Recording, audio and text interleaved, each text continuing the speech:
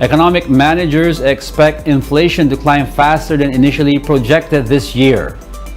Despite forecasting an elevated consumer price index, the government has maintained its growth targets through 2028.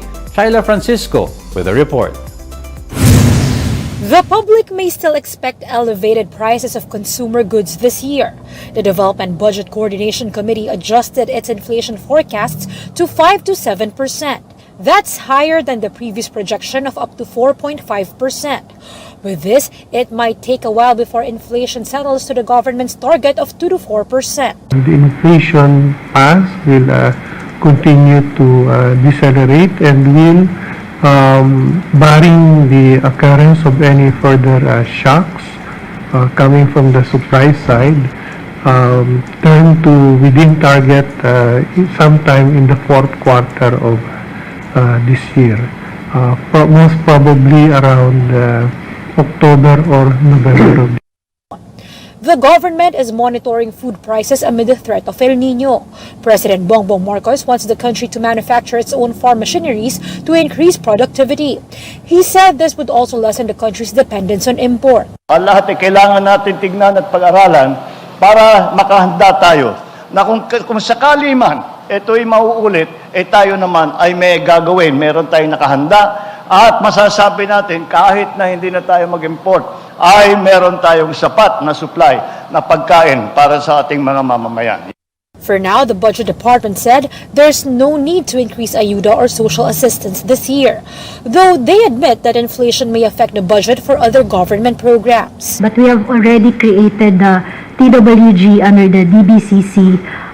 If ever, they are working on the numbers now, assuming that we need to adjust, especially yung mga payments natin for the construction, for the infrastructure sector and other services. To fill in the gap, the government is looking to implement additional taxes starting next year. By 2024, the Passive Income and Financial Intermediary Taxation Act may be in place. The same goes for VAT on digital service providers and excise taxes on single-use plastics and premixed alcohol. Higher taxes on sweetened beverages and other items may be expected by 2025. It could actually be sooner. We're just being conservative because it depends on where it is now in the legislative process. The first four measures are pretty advanced. Despite the impact of inflation, the DBCC maintained its economic growth targets for this year through 2028. It expects the economy to grow by up to 7% in 2023. The NEDA said they are making sure that economic growth will be felt by more Filipinos. It's not just growth that matters.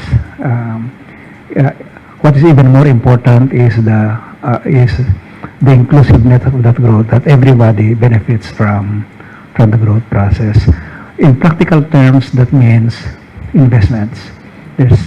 And by investment, you can improve the quality of jobs. Shaila Francisco, we are One News.